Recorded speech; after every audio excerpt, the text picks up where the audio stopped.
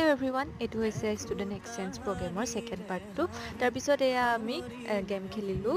তোত মানে বটলটো যা হাতত থাকিব আৰু গানটো বন্ধ হ'ব, সি মাজৰ পৰা এটা চিট ল'ব লাগিব আৰু চিটখনত যি লিখা আছে তাকে কৰিব লাগিব। সি পালে সি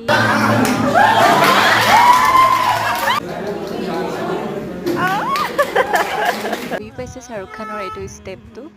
আৰু এয়া আমাৰ আইদেউ দৌবুদি গাবলৈ পালে। আৰু এয়া আন এজনে কেটৱাক কৰিব পালে। ই খালি বৰ ধুনীয়াকৈ কৰিলে।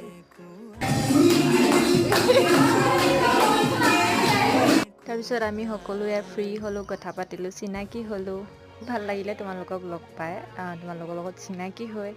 তাৰপিছতে আমাৰ ডিজেৱালা দাদা